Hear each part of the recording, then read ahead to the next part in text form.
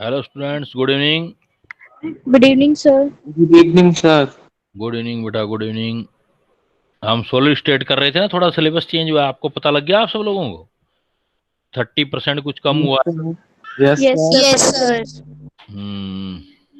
लेकिन देखो, कंपटीशन वाला जितना पहले था उतना ही है। वो कुछ जो एक्स्ट्रा चीजें थी ना वही निकाली हैं। मतलब बड़े चालाकी से काम किया है। जो एक्स्ट्रा, जो बोरिंग सी चीजें थी वो निकाल दी।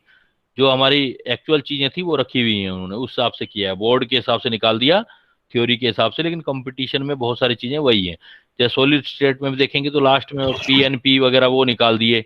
बाकी सारा जो हम लोग पढ़ रहे हैं वो सारा वही का वही है ना। तो today I am going with, first of all with DPP. आप डीपीपी निकाल लो बेटा।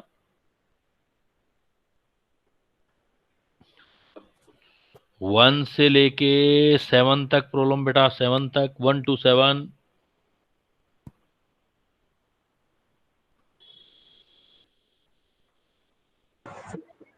Sir fourth. फोर्थ है बेटा, a metal element crystalline to lattice containing layer A B A B A B. तो ए बी का मतलब समझ रहे हो बेटा, कौन सी वाली है? हेक्सागोनल। हाँ, वेरी गुड बेटा।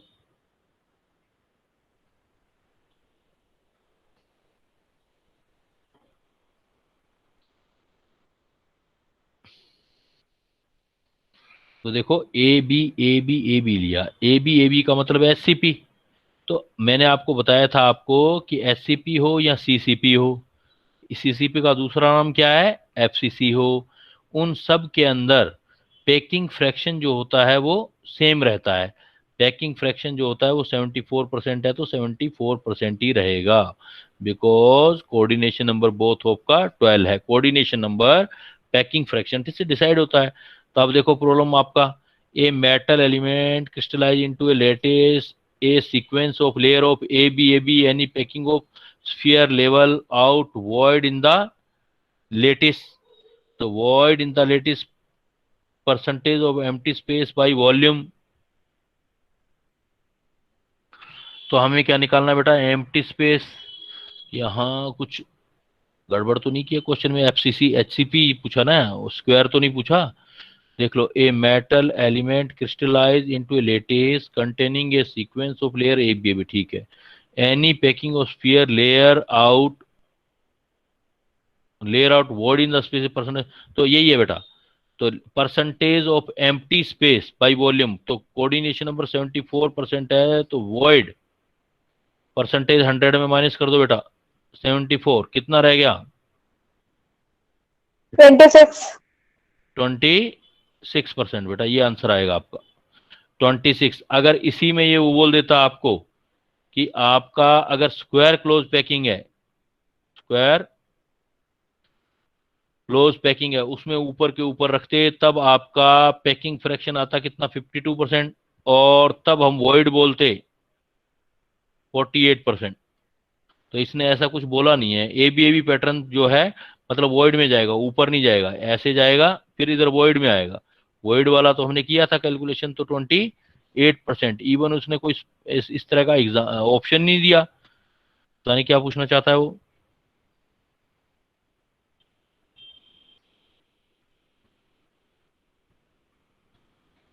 अच्छा, ये बोल दिया बेटा, ये देखो, leave out the void.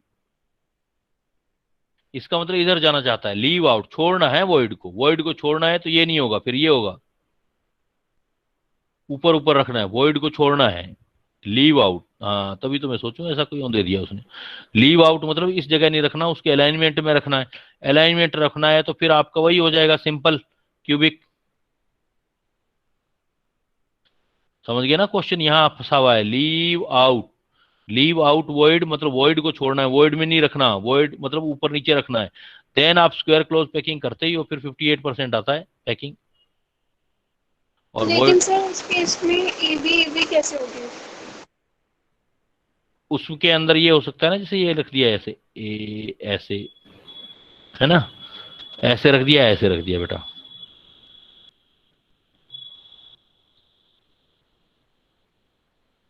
Avoid को लीव आउट करना है और ए बी पैटर्न बनाना है। ए बी का मतलब यहां आ गया, ऊपर वाली लेयर फिर लेयर में कर दिया हमने, इस टाइप का आ जाएगा उसमें। लेकिन आप सही कह रहे हो, अगर इस टाइप का भी आएगा तो इसके ऊपर वापस वही वाला आ जाएगा। ये भी चलो, ये भी मान लें वापस वाला, तो ये कौन से वाला, बीसीसी वाला हो गया फिर तो। हाँ ठीक है, कोई प्रॉब्लम नहीं बेटा। बीसीसी में क्या है, क्लोज क्लोजिंग नहीं होना चाहिए, क्लोज क्लोजिंग नहीं, क्लोज क्लोजिंग हो जाएगा तो फिर यही आएगा पैकिंग। अगर बीसीसी में क्या होता है, ऐसे होता है, इनका आपस में कांटेक्ट छूट जाता है, बीच में ऐसे आता है, ऐसे वाला। ठीक है, ये वाला आएगा बेटा। उसने बोला लीव आउट वॉइड, वॉइड का मतलब ये है, आपने अगर आपने एक प्रैक्टिकली ये वैल्यू रख दी, यहां नहीं रखना, वो कह रहा है लीव आउट, छोड़ दो उसको, क्वेश्चन को घुमा दिया, लैंग्वेज में फंसा दिया, बस ये वाला करना है आपने। ए लेयर, फिर हमने बी लेयर कर दिया, हो गया, तो क्लोज पैकिंग जो है ना, ये वाला कर दिया, तो इसमें निकलेगा तो यही वाला सिंपल क्यूबिक। समझ गए बेटा क्वेश्चन कहां डाला है उसने, सिंपल क्यूबिक पे डाल दिया उसने। अगर लीव आउट नहीं कहता तो क्वेश्चन का आंसर फिर अपना चेंज हो जाता, वैसा ऑप्शन ही नहीं दे रखा उसने। क्लियर? Yes sir. 7 तक बेटा हो गया आपका, हो तो आगे चलूं? Sir 8th। हाँ बेटा 8 में आ रहा हूं।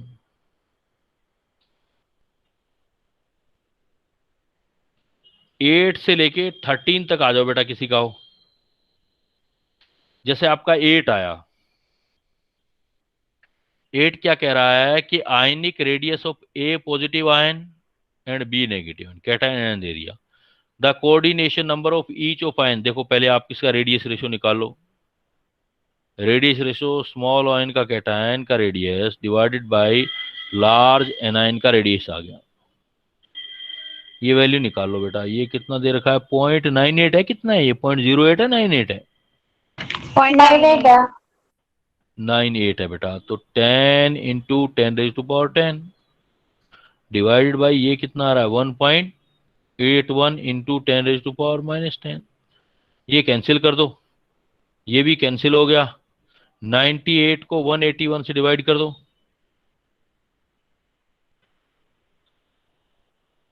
कितना जा रहा है जरा देख लो, इसकी वैल्यू 200 पे जा रहा है ना, 4 पे चला जाएगा क्या, या 2 पे जाएगा? 4 पे करके देखते हैं, 4 1 जा 4, 8 4 जा 32, 3 4 3 जा 7, तो 0.4 से स्टार्ट हो गया। 0.4 किसका रेडियस रेशियो है, देखो आप, 0.4 ऑक्टाहेड्रल वॉइड है, वो ऑक्टाहेड्रल वॉइड का कोऑर्डिनेशन नंबर 6 आना चाहिए बेटा, 6 आएगा इसका। 0.414 से 0.732 तक ये कोऑर्डिनेशन नंबर 6 होता है, यही पढ़ा था ना हमने। तो इसका आंसर गलत दे रखा है, कौन सा, ए नहीं हो, ए तो होता ही नहीं है, कोऑर्डिनेशन नंबर 1 तो किसी का नहीं होता बेटा, कोऑर्डिनेशन नंबर 1 किसी का ही नहीं होता है।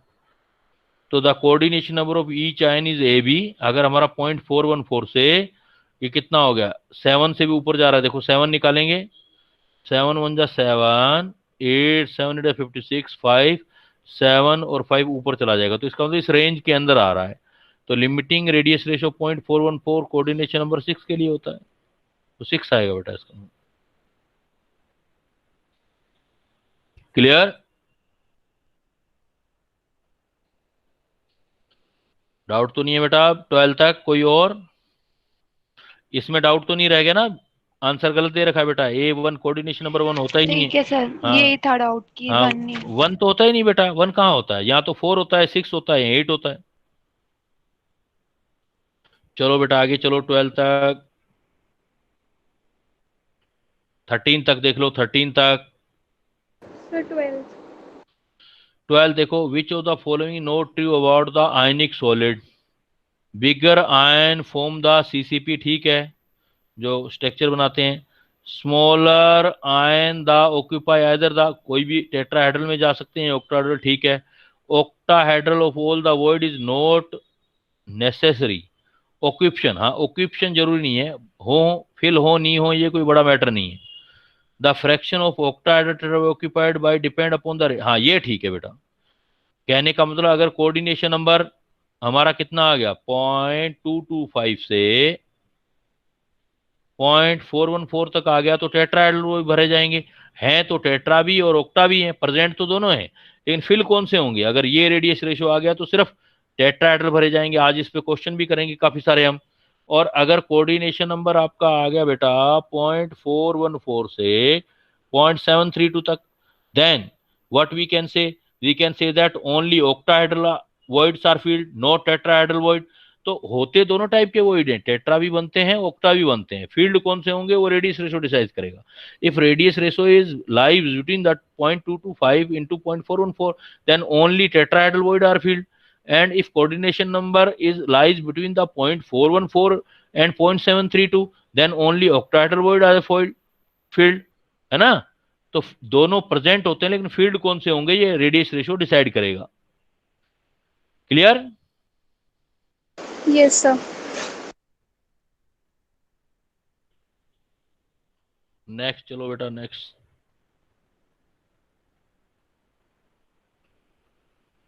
सर बट इसमें तो ये नॉट ट्रू पूछ रहा था ना। हाँ तो नोट ट्रू हो गया ना बेटा, कि जरूरी नहीं है कि टेट्राहेड्रल ही फिल हो, टेट्राहेड्रल भी हो सकते हैं, ऑक्टाहेड्रल भी फिल हो सकते हैं। देखो उसने क्या बोला, the fraction of octahedral tetrahedral equipped depend upon the radii of the occupying the void. Occupying पे नहीं डिपेंड करेंगे, कोऑर्डिनेशन नंबर डिपेंड करेंगे बेटा। कोऑर्डिनेशन नंबर कितना होगा उस पर डिपेंड करेंगे, ऑक्यूपाइंग पे डिपेंड नहीं करेंगे, है ना? ठीक है सर।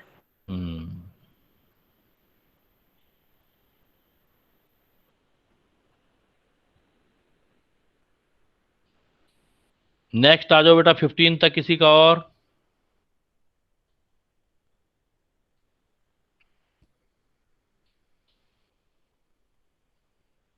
अप टू 15 नहीं है किसी का? चलूं आगे, चलूं बेटा? तो आज करते हैं सर 15th में ये पूछना था कि सी का इसमें जो आंसर में दे रखा है ये क्यू और हाँ, आर दोनों कैसे होगा? सी का क्यू और आर, सी क्या है 0.414 से 0.732 तक है। देखो रेडियस रेशो दे दिया आपको 0.414 से 0.732 तक। यहां से लिमिट स्टार्ट होगी तो कोऑर्डिनेशन नंबर 6 हो गया, 6 मतलब ऑक्टाहेड्रल वॉइड फील्ड होंगे। तो अब क्या कह सकता है कोऑर्डिनेशन नंबर अब सी का क्यू और आर, क्यू और आर क्या है? Q coordination number is 4, R coordination number is 6। इसमें इक्वल डाल दिया ना बेटा, इसलिए इक्वल डाल दिया तो 0.414 आ जाएगा, तो कोऑर्डिनेशन नंबर 4 आ जाएगा इक्वल। और यहां से स्टार्ट होके आगे जाएगा आगे तक तो कोऑर्डिनेशन नंबर 6 हो जाएगा। अगर इक्वल नहीं डालता, ग्रेटर देन डालता, देन हम कहते हैं कि 6 ही आएगा सिर्फ। क्लियर? यस सर ठीक है। मैथमेटिकली डाल दिया बेटा, मैथमेटिकली क्वेश्चन में थोड़ा सा प्रॉब्लमेटिक कर दिया उसने।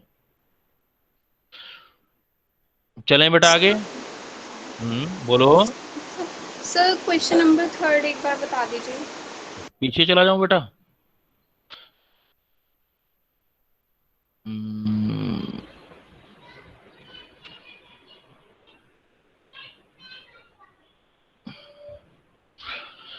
ये देखो बेटा थर्ड है, कहता है hexagonal close pack structure of cubic close pack for a given element can be expected to have the same density because of.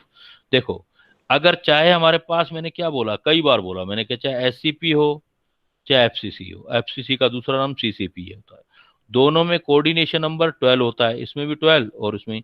और कोऑर्डिनेशन नंबर ही डिपेंड करता है पैकिंग फ्रैक्शन पर, इसका ही 74%, इसका भी 74%। तो कहता है सेम मोलर मास का तो कोई जिक्र ही नहीं किया हमने। सेम कोऑर्डिनेशन नंबर, देखो 12 इसका 12 इसका, same packing fraction, coordination number same होगा तो बेटा पैकिंग फ्रैक्शन ही सेम होगा, तो बी और सी आ जाएगा ना। क्लियर? सर वो तो इफेक्टिव पार्टिकल्स पे डिपेंड करता है। नो बेटा no, no no, effective particle पे कभी भी पैकिंग फ्रैक्शन डिपेंड नहीं करता।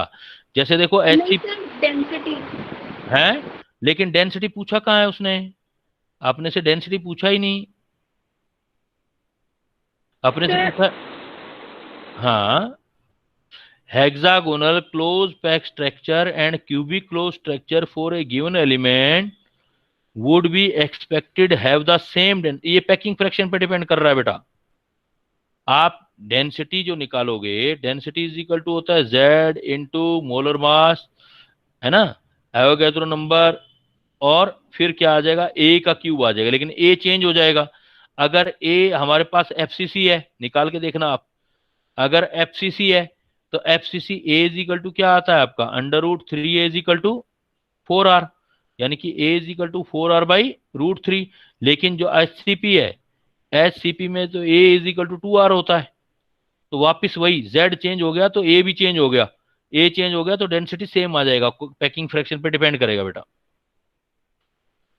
इसमें A Okay. Is equal to R, और इसमें Z is equal to FCC में कितना होता है 4, और इसमें Z is equal to SCP में 6। अब दोबारा रखोगे तो वापस कैलकुलेशन वही आ जाएगा आपका, क्योंकि जेड भी चेंज हो रहा है बेटा, ए भी चेंज हो रहा है।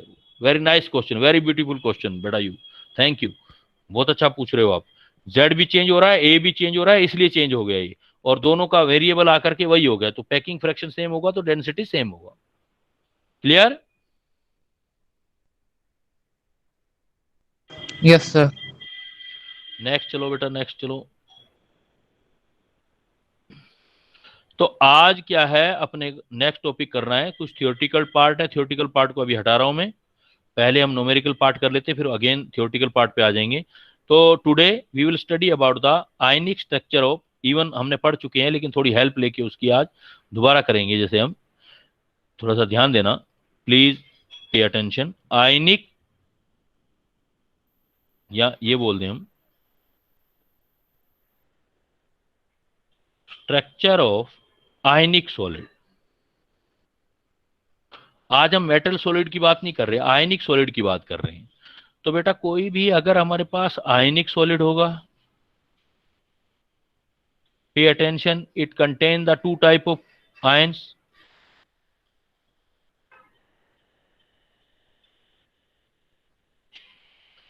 cation and anion. Generally cation are small anion, generally, not always. Generally cation are small and anion are large, है ना। तो मेन पैकिंग इसमें जाएगी, एनाइन जो बनाएगा मेन पैकिंग बनाएगा, लार्ज आयन बनाता है वो मेन पैकिंग बनाता है, और जो स्मॉल आयन बनाता है वो इनवॉइड। तो सबसे पहला पॉइंट बेटा यही दिमाग में रखना है कि जब भी आप आयनिक सॉलिड बना रहे हो तो आयनिक सॉलिड में दो टाइप के आयन होंगे, one are the cation, second one are anion. Generally anion are the large anion and cation are the small anion, और जनरली जो लार्ज आयन होते हैं वो मेन पैकिंग बनाते हैं। ये बात दिमाग में रखेंगे तो बहुत हेल्प हो जाएगी बेटा। अब देखो वन बाय वन स्टडी करते हैं।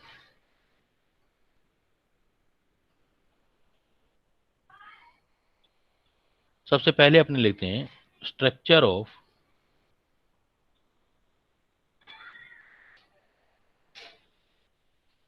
आयनिक सॉलिड हैविंग फार्मूला mx। जितने कैटायन हैं, मतलब number of cation is equal to number of anion. इसमें क्या क्या आ सकते हैं बेटा, जैसे एग्जांपल, जैसे NaCl, फार्मूला ही देख लो, जितने Na होंगे उतने आपके Cl होंगे।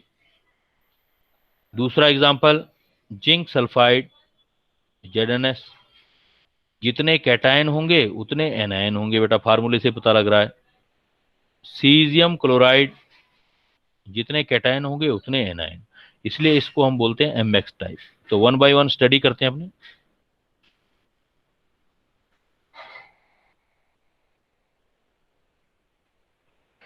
ध्यान देना बेटा, पूछूंगा मैं आप लोगों से। देखो पहले स्ट्रक्चर ऑफ सोडियम क्लोराइड,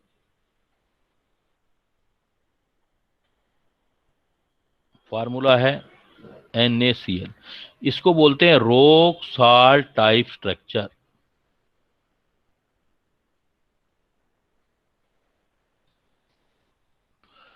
तो NaCl की स्ट्रक्चर करेंगे तो उसके अंदर Na पॉजिटिव आयन होंगे और Cl नेगेटिव आयन होंगे। क्लियर?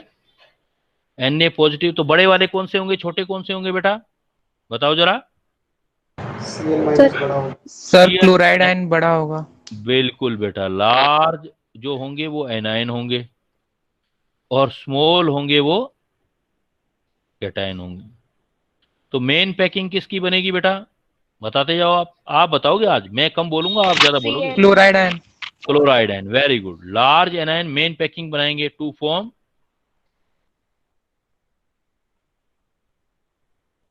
Main packing. ये याद करना है आप कौन सी पैकिंग बनाए, ज्यादातर आपके सिलेबस में CCP है, बस CCP क्यूबिक क्लोज पैकिंग बनाएंगे। तो large anion cubic close packing बनाएंगे। तो वॉइड में कौन जाएंगे बेटा, छोटे वाले आयन। तो इसका मतलब वॉइड में कौन से वाले जाएंगे, Na Na। तो Na हम ये लिख देंगे, Na positive comes in void. अब पॉइंट आता है वॉइड कौन से बनेंगे। वॉइड तो दोनों बनेंगे, टेट्राहेड्रल भी बनेंगे, ऑक्टाहेड्रल भी बनेंगे। तो इसको सोल्व करते हैं। अब CCP का मतलब समझो, लार्ज एनायन, इसका मतलब क्लोराइड आयन कहां कहां पर है। CCP का मतलब पढ़ के आए हो ना, कहां कहां पर पार्टिकल होंगे, सर कॉर्नर पर। कॉर्नर पर और फेस पर। वेरी नाइस बेटा, कॉर्नर पर और फेस सेंटर पर। तो क्लोराइड आयन जब कॉर्नर और फेस सेंटर पे चले जाएंगे तो कॉर्नर का मतलब हो गया 8, और एक कॉर्नर कितनों में शेयर होता है बेटा, 1/8 में। प्लस फेस सेंटर पे क्लोरीन जाएंगे तो क्लोरीन कहां जाएंगे बेटा, फेस सेंटर पे। तो 6 फेस सेंटर, और फेस सेंटर होता है डिवाइड 2 में। तो कितना कैलकुलेशन आ गया, निकाल लो। तो इसका मतलब क्लोराइड आयन कितने हो गए आपके पास, इफेक्टिव पार्टिकल।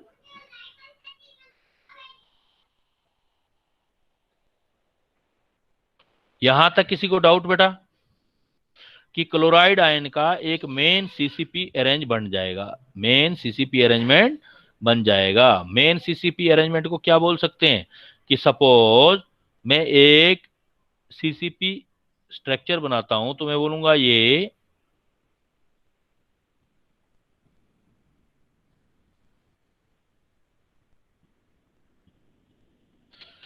क्लोराइड आयन को ऐसे रिप्रेजेंट कर लेते हैं अपने। तो कहां कहां प्रेजेंट होंगे बेटा, कॉर्नर पर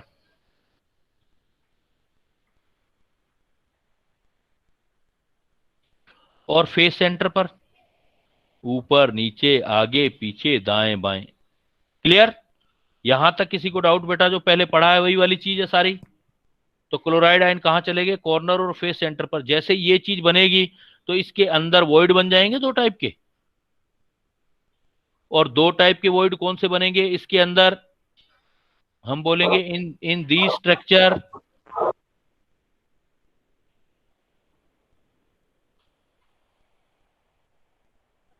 to types of void present. और ये वॉइड होंगे टेट्राहेड्रल वॉइड। कितने होंगे, इफेक्टिव पार्टिकल निकालोगे तो 4 आएंगे। तो टेट्राहेड्रल वॉइड स्मॉल होते हैं तो डबल होंगे, टेट्राहेड्रल वॉइड 8 आ जाएंगे।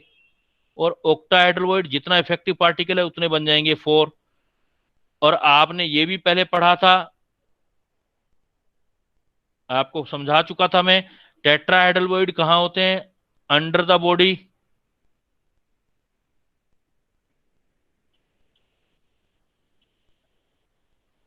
देखो रिवीजन ही हो रहा है पिछले सिलेबस का। From 1/4 distance of body diagonal. Body diagonal, nice बेटा, बॉडी डायगोनल। और ऑक्टाहेड्रल वॉइड कहां कहां होंगे, edge centre body centre. Plus body centre. समझ आई बात कुछ? इसका मतलब अगर हम कैल्शियम क्लोराइड की स्ट्रक्चर बनाते हैं तो कैल्शियम क्लोराइड, वापस चलते हैं बेटा उस पर, कैल्शियम क्लोराइड पे। जब हम कैल्शियम क्लोराइड का स्ट्रक्चर बनाते हैं तो क्लोराइड बड़े आयन है, वो मेन पैकिंग बनाएंगे CCP, मतलब वो कॉर्नर और फेस सेंटर के अंदर चले जाएंगे। जब सारे क्लोराइड आयन पैक्ड हो जाएंगे तो उसके अंदर in the unit cell of chloride ion there are two types of void. These void are tetrahedral void and octahedral void. And tetrahedral void are 8 because these are the under the body center and form distance from 1/4 of distance of body diagonal. And octahedral void are 4 because these are the present in as center and Bose center. Clear? अब आ जाओ, अब इसमें दो type के void तो बन गए बेटा, दो टाइप के वॉइड बन गए NaCl में, लेकिन अब हमें पता करना है कि NaCl को डालें कहां पे। तो ये बेटा रेडियस रेशो याद करना पड़ेगा। अब Na का रेडियस रेशो, NaCl का रेडियस रेशो, NaCl का रेडियस रेशो होता है 0.52। इसका मतलब रेंज किस में आ रहा है, 0.414 से 0.732 में। तो इसका मतलब रेडियस रेशो NaCl का 0.52 है, 0.4 से है, तो इसका मतलब कोऑर्डिनेशन नंबर फिक्स हो गया बेटा। बता सकते हो मुझे कितना कोऑर्डिनेशन नंबर आएगा? 0.52 है से 6। वेरी नाइस बेटा, वेरी नाइस। तो इसका मतलब जो आपके छोटे वाले पार्टिकल हैं वो कोऑर्डिनेशन नंबर 6 में आएंगे। तो हम बोलेंगे Na का कोऑर्डिनेशन नंबर 6 है। 6 का मतलब है Na पॉजिटिव। इस बात का मतलब क्या हुआ, Na positive occupy in octahedral void, coordination number 6 है। जब फार्मूला सेम हो बेटा, फार्मूला सेम मतलब जितने कैटायन हो उतने ही एनायन हो, तो जो इसका कोऑर्डिनेशन नंबर है वो इसका भी कोऑर्डिनेशन नंबर होगा, दोनों का कोऑर्डिनेशन नंबर सेम होगा। ये 6 है तो ये NaCl, एक Na पे एक Cl, इसका कोऑर्डिनेशन नंबर 6, इसका 6। इस बात का मतलब क्या हुआ, Na का कोऑर्डिनेशन नंबर 6 हुआ तो Na ऑक्टाहेड्रल वॉइड में जाएगा बेटा, occupy in octahedral void, because small ion का कोऑर्डिनेशन नंबर 6 है। या हम ये कह सकते हैं इस बात को कि एक Na, ये जो होता है ये एक Na 6 क्लोराइड आयन से सराउंडिंग होगा, एक Cl 6 क्लोराइड आयन से सराउंडिंग होगा, दोनों आपस में 6 6 से सराउंडिंग होंगे, वो अभी हम कर लेंगे। तो इसका मतलब अभी तो हमें पता लग गया Na occupy in octahedral void. तो क्लोराइड आयन का, आई एम रिपीटिंग अगेन बेटा, क्लोराइड आयन का CCP अरेंजमेंट है। क्लोराइड आयन रटना नहीं है, जब समझ आ जाएगा तो फिर तो 1 सेकंड का काम हो जाएगा। गिव मी 1 सेक ओनली। क्लोराइड आयन का CCP अरेंजमेंट है, इसका मतलब उसमें टेट्राहेड्रल ऑक्टाहेड्रल वॉइड है, और Na का कोऑर्डिनेशन नंबर 6 है, इसका मतलब Na टेट्राहेड्रल वॉइड में नहीं जाएगा, ऑक्टाहेड्रल वॉइड में जाएगा। इसका मतलब ऑल टेट्राहेड्रल वॉइड आर, क्या लिखूं यहां पर बेटा, ऑक्यूपाइड या अनऑक्यूपाइड? Empty, empty. एम्प्टी, बिल्कुल सही बेटा, कि NaCl के अंदर जितने भी टेट्राहेड्रल वॉइड होते हैं वो एम्प्टी होते हैं, सिर्फ कहां जाते हैं Na ऑक्टाहेड्रल वॉइड में। अब एक बात और ध्यान देना बेटा, बड़ी इंपॉर्टेंट बात, NaCl, Cl का इफेक्टिव पार्टिकल कितना आया था? 4। 4। फार्मूला है NaCl, तो Na भी कितने होंगे? 4। वेरी गुड, NaCl, जितने Na उतने Cl। Cl का पार्टिकल नंबर निकाल चुके 4, तो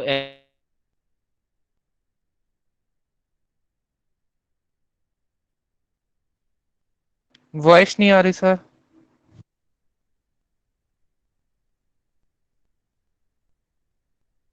जैसे बोलते हैं ना कि माता का जयकारा बोलो, वैसे ही बोलो। ऑक्टाहेड्रल वॉइड कितने होंगे इसके अंदर, ये देखो 4।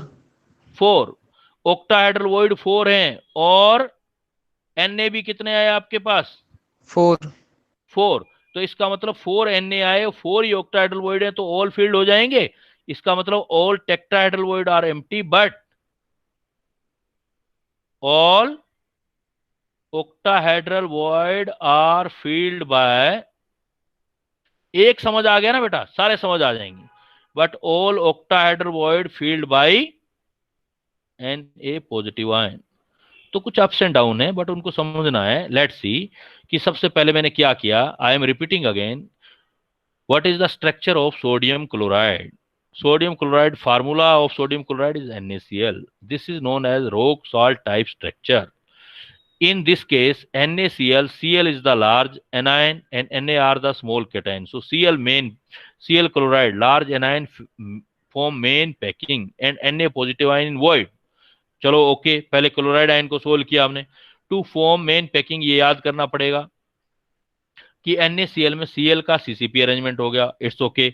CCP का मतलब ये कॉर्नर पे चले गए, फेस सेंटर पे चले गए Cl, तो Cl इफेक्टिव पार्टिकल 4 आ गए, तो जितने Cl आएंगे उतने ही तो Na आएंगे, जितने Cl उतने Na, तो 4Cl 4Na, ओके हो गया। अब जैसे ये अरेंजमेंट आपका बन गया Cl नेगेटिव का, then after that what would you can say, what would you can say, you can say that now in this structure two type of void are present, octahedral void and tetrahedral void. Octahedral void are equal to the effective particle 4, but tetrahedral void are 8. चलो ये close कर दिया यहां पर. Then let we comes on Na positive ion. Na positive ion फिर ये याद करना होगा. Na पॉजिटिव आयन का coordination number 6. It mean Na positive ion octahedral void. We know that जितने क्लोराइड आयन होंगे उतने ही Na पॉजिटिव आयन होंगे. तो Na पॉजिटिव क्लोराइड आयन 4 आए थे, तो Na पॉजिटिव आयन भी 4 और ऑक्टाहेड्रल वॉइड भी 4 होते हैं. तो टेट्रा में तो कोई नहीं भरा गया. All tetrahedral void are empty, but all octahedral, because 4 octahedral void होते हैं, 4 ही Na पॉजिटिव आयन है, तो Na पॉजिटिव आयन फिल हो गए. तो all octahedral void filled by Na positive ion. यहां तक बेटा किसी को प्रॉब्लम हो कोई तो पूछ सकता है मेरे से. Let me ask. Clear? Yes sir. बेटा देखो अब इसका मतलब NaCl की स्ट्रक्चर पूरी सी क्या हुई. अब देखो पूरी स्ट्रक्चर बनाते हैं हम. तो देखो पूरा बनाते हैं अपने NaCl का. सपोज मैं Cl को लेता हूं बड़े पार्टिकल से, Cl नेगेटिव को. Na को लेता हूं छोटे पार्टिकल से. इसका मतलब ये एक क्यूब जैसा स्ट्रक्चर होगा.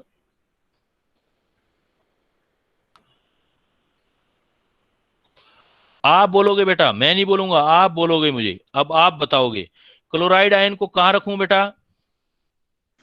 फेस सेंटर कॉर्नर पर. हाँ बेटा, बाकी बच्चे भी बोलो कहां रखूंगा क्लोराइड आयन का? क्लोराइड सर आयन का कॉर्नर्स पे और फेस सेंटर पे. वेरी गुड बेटा. कॉर्नर पे क्यों रखा बेटा मैंने कॉर्नर पे और फेस सेंटर पे? FCC अरेंजमेंट है. यस बेटा, FCC. Very nice. बिकॉज इसका CCP या FCC अरेंजमेंट हो गया. जब ये स्ट्रक्चर बन जाएगा तो इसके अंदर दो टाइप के वॉइड बनेंगे. कौन कौन से वॉइड बनेंगे बेटा? Tetrahedral, octahedral. Octahedral and tetra void. Very good. Octahedral कितने बनेंगे? 4. 4. टेट्राहेड्रल कितने बनेंगे? 8. 8. लेकिन मुझे Na को कहां रखना होगा? ऑक्टाहेड्रल. ऑक्टाहेड्रल. क्यों रखना होगा? इसका रीजन दो मुझे. Radius ratio 0.5. हाँ, कोऑर्डिनेशन नंबर 6 आ रहा है. बिकॉज Na का कोऑर्डिनेशन नंबर 6 आ रहा है. कोऑर्डिनेशन नंबर 6 आ रहा है. ये देखो कोऑर्डिनेशन नंबर 6 आ रहा है. तो कोऑर्डिनेशन नंबर 6 आ रहा है, इसलिए मुझे इसको ऑक्टाहेड्रल वॉइड में. और ऑक्टाहेड्रल वॉइड कहां होते हैं बेटा? बॉडी सेंटर पर और एज सेंटर पर. यस. इसका मतलब Na मुझे यहां रखना होगा और हर एक एज सेंटर पर.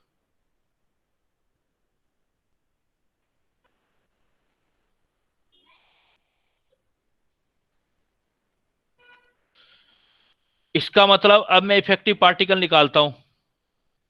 Z क्लोराइड आयन का निकालता हूं, Na पॉजिटिव का भी निकालता हूं. क्लोराइड आयन मेरे कहां कहां थे? Corner plus face centre. Corner थे 8. 8 डिवाइड होता है 1/8 में. फेस सेंटर था 6, 1/2 में. तो कितने आ गए बेटा क्लोराइड आयन? 4. एक है Na कहां कहां है देखो? Edge centre plus body centre. Edge centre देखो कितने होते हैं? 12. एक एज 4 में डिवाइड होता है, प्लस बॉडी सेंटर किसी में डिवाइड नहीं होता. तो ये भी कितने आ गए? 4. अब आप क्या देख सकते हो इसमें? इन NaCl स्ट्रक्चर, रोक साइड स्ट्रक्चर देखो 4 Na पॉजिटिव आयन. ये रे 4 Na positive ion, 4 Cl negative ion gives 4 NaCl.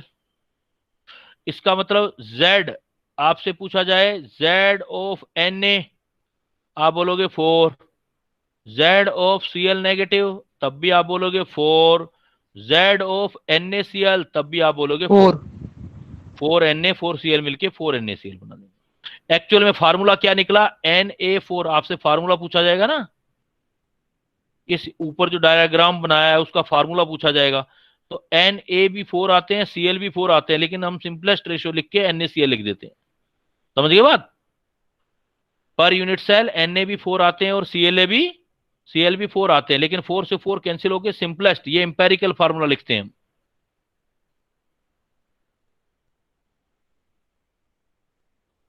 Clear? तो जब हमें Z ऑफ NaCl4 पता लग गया तो बेटा हम डेंसिटी निकाल सकते हैं। Yes sir. क्या फार्मूला यूज करेंगे? जैसे density of NaCl crystal Z of NaCl into molar mass of NaCl Avogadro number into a का क्यूब। अगर हमें ए पता लग जाए तो हम डेंसिटी कैलकुलेट कर सकते हैं। और Z यहां पर कितना आएगा 4,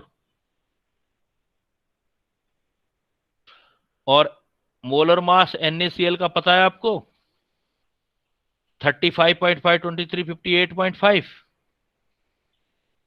तो D density NaCl is equal to Z4 M 58.5, ये ग्राम में लिखा हुआ है। एवोगैड्रो नंबर आपको पता है 6 इंटू ए को सेंटीमीटर में लिख देना, डेंसिटी आप ग्राम पर सेंटीमीटर क्यूब में निकाल लो। क्लियर बेटा? किसी को डाउट? सर थोड़ा सा ऊपर कर दीजिए। हाँ बेटा कर देते हैं। सर ए क्यूब की वैल्यू दी होगी हमें? हाँ गिवन होगा ना बेटा, साइड कितना है वो तो गिवन होगा। अभी बताता हूं, अगर नहीं गिवन हो तो कैसे निकालेंगे हम।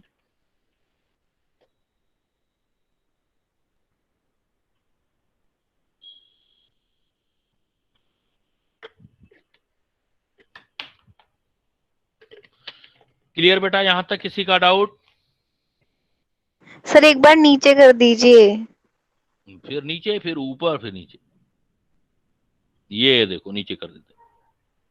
कहां तक? सर थोड़ा सा और, बस सर। यहां तक देखो, ठीक है बेटा? चीज तो क्लियर है ना सारी? यस सर हो गया। तो आप डेंसिटी भी निकाल सकते हो NaCl की। अब देखो एक बात मैं बता देना चाहता हूं आपको, कि जब कभी भी NaCl के लिए आ जाए आपके पास, तो ए की प्रॉब्लम आएगी आपके पास कि ए कैसे निकालें। जैसे अभी एक बच्चे ने पूछा भी, वेरी नाइस, जो है अभी आपका एक स्टूडेंट ने पूछा था ना कि सर ए कैसे होगा, यहां तो गिवन होगा। आई रियली इंप्रेस कि उस बच्चे ने बोला कि सर ए कैसे आएगा, यहां तो ए बेटा गिवन होगा, यहां हमें निकालना होगा क्वेश्चंस में से। क्वेश्चन में कैसे निकालेंगे? देखो बेटा हम ये कह रहे हैं ये एज है फॉर NaCl, एज के कॉर्नर पर पार्टिकल है Cl नेगेटिव, और यहां क्या फंसा होगा बेटा बीच में? Octahedral void. ऑक्टाहेड्रल वॉइड पे कौन आता है? Na positive. तो इसका मतलब जब भी NaCl आ जाए तो ये रूल यूज कर सकते हो आप। तो ये तो होगा R negative, it is also R negative, and this one is the R positive. तो एज लेंथ टोटल होता है ए इज इक्वल टू, देखो कितना लिख सकते हो NaCl के लिए, R नेगेटिव 2R नेगेटिव और 2R पॉजिटिव, मतलब 2R positive plus R negative. ये यूज कर सकते हो बेटा आप, बहुत बार आता भी है, वेरी इंपॉर्टेंट। तो हम अगर एज लेंथ नहीं दे रखा है NaCl के लिए तो ये यूज करके निकाल सकते हैं। A is equal to twice of R positive plus R negative. इसमें ए दे रखा होगा, इन दोनों में से कोई एक दे रखा होगा। तो NaCl के लिए ए इज इक्वल टू क्या होगा बेटा, बोलो, रिपीट करो एक बार। 2 times of R positive plus 2 times of R 2 negative. Times of R positive plus R negative, very simple. Clear? तो this one is the, Yes sir. This one is the, किसकी structure की बेटा आपने? AB type A ionic B, crystal. A B type नहीं बेटा, ये सिर्फ किसकी स्ट्रक्चर थी? NaCl की। किसका स्ट्रक्चर था? NaCl। क्या नाम दोगे NaCl को? Rock Rock salt type salt. Structure, rock salt type structure. अब मैंने AX क्यों मना किया? देखो दूसरा AX में याद करो, जैसे स्ट्रक्चर ऑफ, ये सिलेबस में फिर आपके zinc sulphide,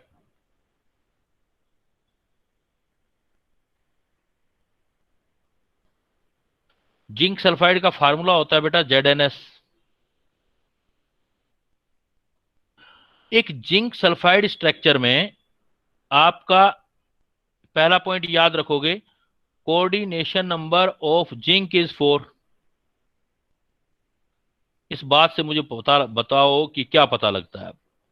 coordination number of zinc is 4। Sir tetrahedral void में प्रेजेंट है। हाँ, because zinc ion is cation, small ion होगा। Zinc ion is small ion है, कोऑर्डिनेशन नंबर 4 है। इट मीन दैट जब कभी भी ऐसा स्ट्रक्चर आएगा जिंक ब्लेंड का, it means that small Z ions are present in tetrahedral void. NaCl में स्मॉल आयन कहां प्रेजेंट थे बेटा? In NaCl, in which type of void small ion are present? Octahedral. But ZnS में कहां present होंगे always? Tetrahedral. Tetrahedral. Tetra. इसलिए coordination number अगर हमें पता लग गया ZnS का, Zn का 4 है, तो जितने Z हैं उतने S हैं, तो इसका भी 4 होगा। इसका मतलब E Zn surrounded by 4 sulphide ion, ये नंबर जो होता है इसका होता है, ये नंबर इसका होता है। कोऑर्डिनेशन नंबर जिंक का होता है। कोऑर्डिनेशन नंबर का मतलब है जेड आयन कितने सराउंडिंग आयन से सराउंडेड है। सराउंडिंग सल्फाइड ही तो होंगे, 4 सल्फाइड आयन, और दोनों का रेशो सेम है तो 4:4 आ जाएगा। क्लियर? जिंक सल्फाइड का कोऑर्डिनेशन नंबर 4:4। 4:4 का मतलब क्या समझे बेटा, आप बताओ? कि मैंने आपको 4 बोल ही दिया जिंक कि है और 4 मैंने ही आपको, सल्फर है। नहीं बेटा 4 जिंक या 4 सल्फर है ये नहीं बोलेंगे हम बोलेंगे जिंक आयन 4 सल्फाइड आयन से सराउंडिंग है, और सल्फाइड आयन भी 4 जिंक आयन से सराउंडिंग। नंबर नहीं बताएंगे, सराउंडिंग बताएंगे हम, जेड नहीं बताएंगे बेटा इससे। क्लियर? सर तो कोऑर्डिनेशन नंबर बताएंगे। सर तो देखो, अच्छा एक बात बताओ मुझे, एक बात बताओ, आप ही बताओ मुझे कि आपने एफसीसी किया था, एफसीसी का कोऑर्डिनेशन नंबर कितना आया था? 12 12। और जेड कितना आया था? 4 4। तो coordination number is the another thing and Z is the another thing ना। तो ये मैं क्या बता रहा हूं आपको, यहां पर कोऑर्डिनेशन नंबर बता रहा हूं जिंक का, तो हम ये इफेक्टिव पार्टिकल तो नहीं ले सकते ना 4। समझे बात आप? जैसे देखो आप, जेड तो 4 नहीं हो सकता ना, ये कोऑर्डिनेशन नंबर 4 है। जैसे ऊपर वाले एग्जांपल में, जैसे अभी एक बिटिया ने बोला था कि सर इसका मतलब हो गया जेड की वैल्यू 4 आ गई। देखो इधर NaCl का कोऑर्डिनेशन नंबर कितना आया था बेटा, बोलो? NaCl का कोऑर्डिनेशन नंबर कितना आया था? 6 6। लेकिन Z की वैल्यू Na के लिए कितनी आई थी? 4 4। तो इसका मतलब दोनों डिफरेंट थिंग है ना। कोऑर्डिनेशन नंबर थिंग डिफरेंट है, और ये जो नंबर होता है ये कोऑर्डिनेशन नंबर होता है, ये Z की वैल्यू नहीं होती, इफेक्टिव पार्टिकल नहीं होते। तो इस बात का बिल्कुल भी मतलब नहीं है बेटा कि मैंने अगर यहां पर ZnS लिख दिया कितना, 4:4, तो इसका मतलब ये नहीं है कि 4 Zn और 4 सल्फाइड आयन प्रेजेंट है। इसका मतलब क्या है कि जो भी स्ट्रक्चर बनेगी उसमें zinc ion surrounded by 4 sulphide ion, और sulphide ion surrounded by 4 zinc ion. Is it clear? Clear है बेटा अब? Yes sir. Yes, sir. हाँ, अब देखो आप, coordination number of zinc is 4 आ गया, ठीक है। इट मींस ये इसका मतलब सिर्फ इतना होता है, कोऑर्डिनेशन नंबर पता लग गया तो कौन से टाइप के वर्ड में जाएगा, ठीक। ओके। अब क्या है, ZnS की 2 टाइप की स्ट्रक्चर होती है बेटा। कोऑर्डिनेशन नंबर कोई भी स्ट्रक्चर होगी 4:4 ही रहेगा, मतलब छोटे वाला आयन और बड़े वाला आयन। बड़े वाला लार्ज एनायन जो होगा सल्फाइड होगा, स्मॉल आयन जो होगा वो आपका जिंक आयन होगा। ये तो क्लियर है कि हमेशा स्मॉल आयन टेट्राहेड्रल वॉइड में जाएगा, बिकॉज उसका कोऑर्डिनेशन नंबर 4 है। But due to the packing of sulphide ion, ये जिंक सल्फाइड 2 टाइप का होता है।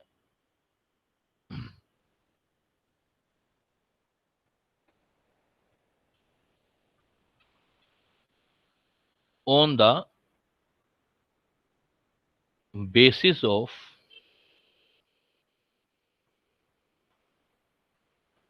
packing of large anion, जो आपका सल्फाइड है, its structure of 2 type।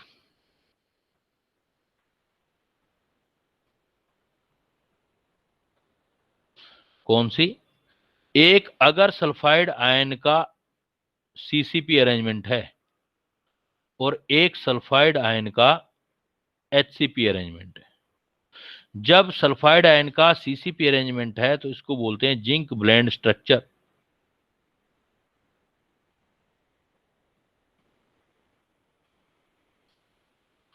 जब सल्फाइड आयन का मेन अरेंजमेंट सीसीपी होगा तो इस स्ट्रक्चर को बोलेंगे सीसीपी अरेंजमेंट। और अगर सल्फाइड का एचसीपी अरेंजमेंट हुआ तो इस स्ट्रक्चर का नाम बदल जाएगा, इसको बोलेंगे वुर्टज़ाइड स्ट्रक्चर।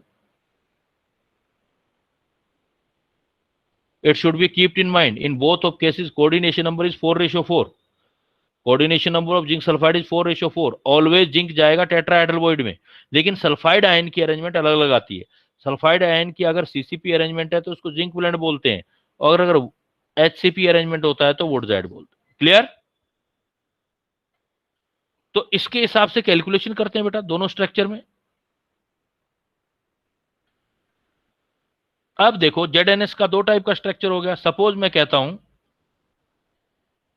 सर हाँ बोलो। सर 1 मिनट के लिए ऊपर टर्न कर दीजिए। ये आया बेटा आपका। मैंने आपको बोला जिंक सल्फाइड जब भी होगा उसका कोऑर्डिनेशन नंबर तो 4:4 होगा। इसका मतलब छोटा आयन हमेशा टेट्राहेड्रल में जाएगा। अब टेट्राहेड्रल किसके वाले में जाएगा वो सल्फाइड आयन का अरेंजमेंट डिसाइड करेगा। सल्फाइड आयन के दो टाइप के अरेंजमेंट है। अगर सल्फाइड आयन का सीसीपी अरेंजमेंट होता है तो इस स्ट्रक्चर को क्या बोलते हैं हम? Zinc blende. अगर सल्फाइड आयन का एचसीपी अरेंजमेंट होता है तो that is called as the wurtzite structure, that is the zinc blende structure. Clear? Yes sir. अब देखो वन बाय वन दोनों स्ट्रक्चर स्टडी करते हैं हम। पहले हम लेते हैं जिंक ब्लेंड स्ट्रक्चर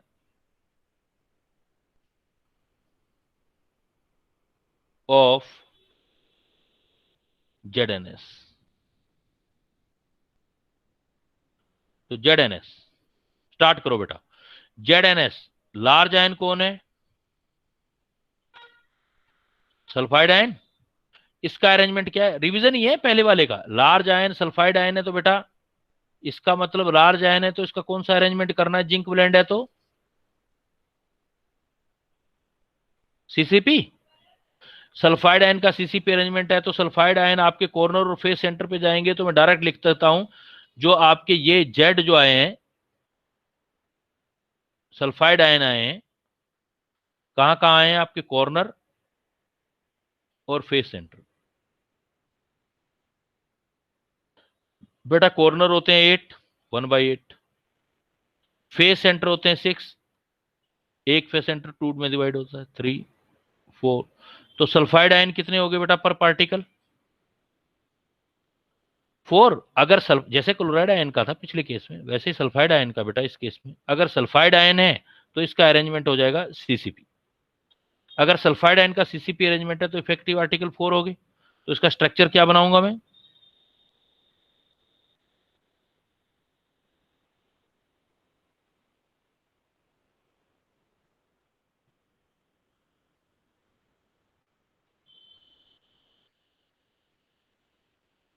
कहां रखूं बेटा सल्फाइड आयन? कहां कहां आएंगे बताओ, आप बताओ। फेस सेंटर पर, कॉर्नर पर।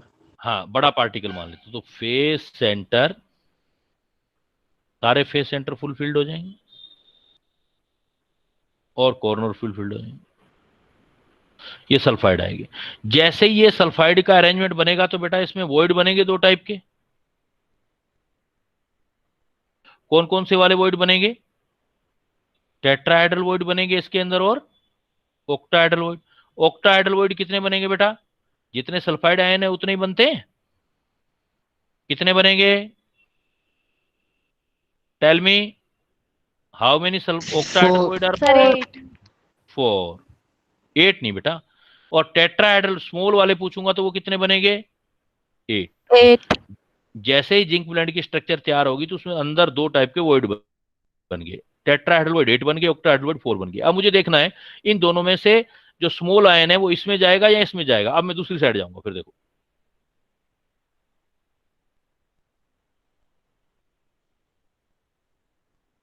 अब मुझे पता है इनके कोऑर्डिनेशन नंबर तो 4:4 है। इसका मतलब स्मॉल आयन किस में जाएगा बेटा? स्मॉल जिंक है, जिंक का कोऑर्डिनेशन नंबर कितना है? Tetrahedral void. यस बेटा, इसका मतलब स्मॉल आयन का कोऑर्डिनेशन नंबर 4 है, since coordination number of small zinc ion is 4, so it occupy in tetrahedral void। तो इस बार टेट्राहेड्रल वॉइड में जाएगा। अब पॉइंट आता है कि कितने टेट्राहेड्रल वॉइड भरे जाएंगे। बेटा टेट्राहेड्रल वॉइड होते कितने हैं इस स्ट्रक्चर में? टेट्राहेड्रल वॉइड हैं कितने? 8। 8। 8 हैं। Are you agree with me कि टेट्राहेड्रल वॉइड कितने हैं हमारे पास? 8। अच्छा, अब हमें देखने हैं उसके अंदर जिंक आयन भरने। जिंक आयन कितने होंगे बेटा, बता सकते हो? जिंक आयन बड़ा इंपॉर्टेंट क्वेश्चन। जिंक आयन कितने होंगे? 4 होंगे सर। बिल्कुल 4 होंगे बेटा, क्योंकि सल्फाइड आयन 4 हैं, तो जितने सल्फाइड होंगे उतने ही तो जिंक होंगे। जिंक आयन भी 4 हैं और उसका कोऑर्डिनेशन नंबर भी 4 है, इसलिए टेट्राहेड्रल वॉइड 4 में जाएंगे, 4 जाएंगे, और होते टेट्राहेड्रल वॉइड 8 हैं, तो इसलिए लिखेंगे हम now 4 zinc ion are occupy in 4 tetrahedral void among 8 tetrahedral void। थे हमारे पास 8 टेट्राहेड्रल वॉइड, लेकिन जिंक आयन तो 4 ही रह गए ना हमारे पास। 4 रह गए तो हम तो 4 ही फिल कर पाएंगे बेटा। 8 टेट्राहेड्रल तो हम ये कहते हैं। सो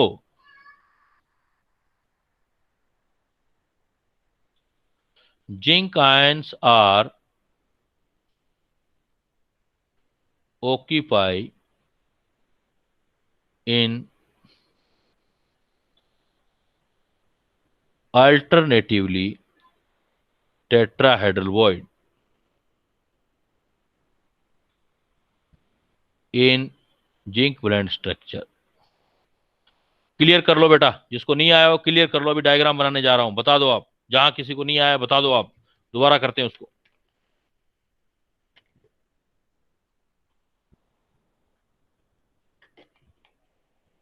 क्लियर है बेटा सभी का? Yes sir.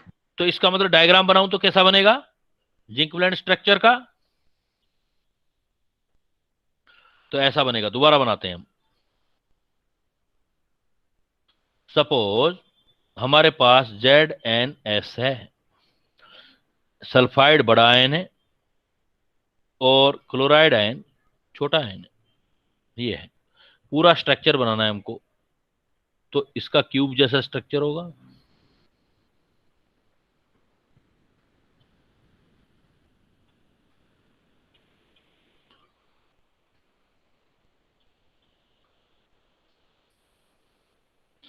इसका मतलब सल्फाइड आयन, बड़े वाले आयन कॉर्नर पर जाएंगे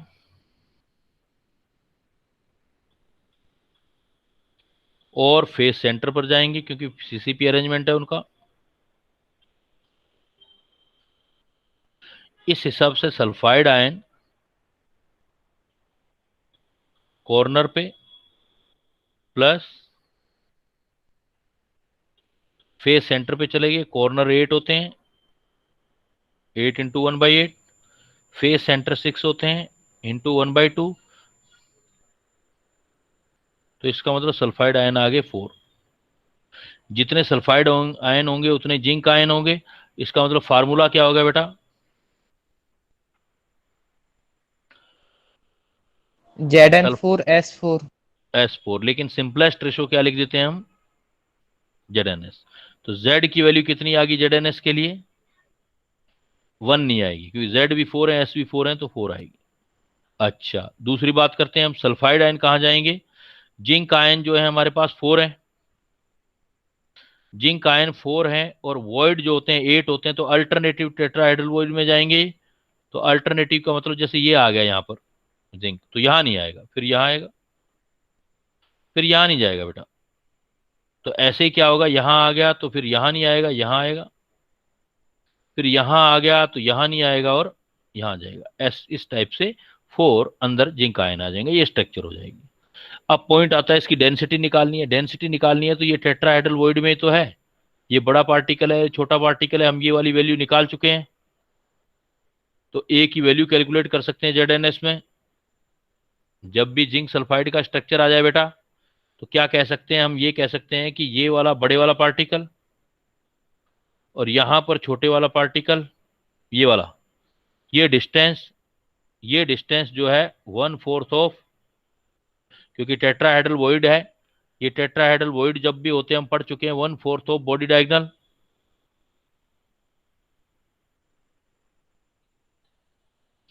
तो ये R नेगेटिव, ये R पॉजिटिव, तो 1/4 बॉडी डायगोनल होता है √3a/4।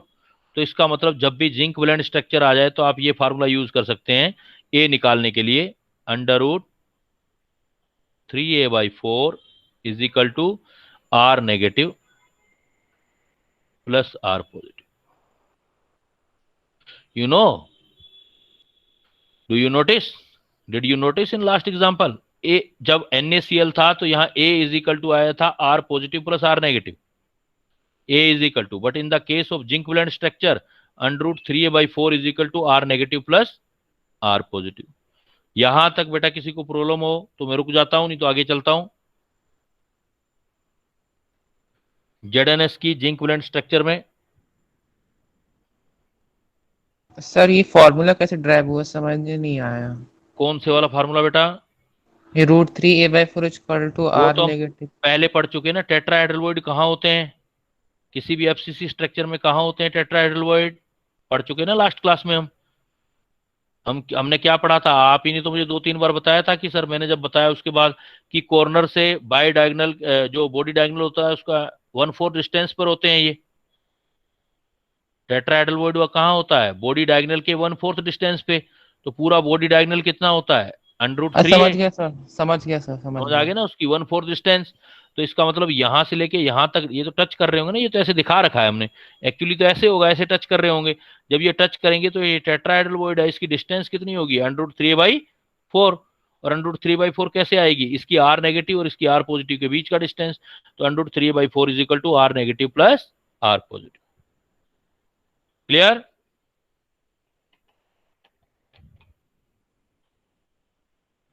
Yes sir. Yes sir. अब सपोज बच्चों अपने को इसका डेंसिटी निकालना हो, इसका जिंक ब्लेंड का, तो कैसे निकालेंगे, density is equal to Z upon molar mass upon Na/A³। तो Z की वैल्यू देखो 4 आ गई, मोलर मास जो भी होगा निकाल लेंगे, ZnS का दे रखा होगा। एवोगैड्रो नंबर हमें पता ही है, ए भी पता होगा, नहीं पता होगा तो इस फार्मूले से निकाल लेंगे। तो यहां से हम इसका डेंसिटी निकाल। क्लियर?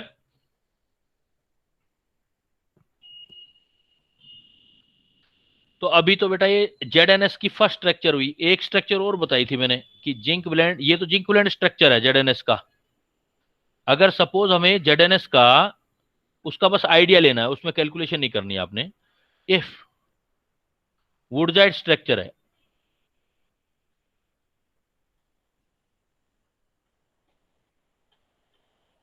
वुडजाइड स्ट्रक्चर ऑफ ZnS, तो उसमें सल्फाइड का SCP अरेंजमेंट है। SCP का मतलब, अब इसकी कैलकुलेशन पूरी नहीं करनी, बस ध्यान रखना है।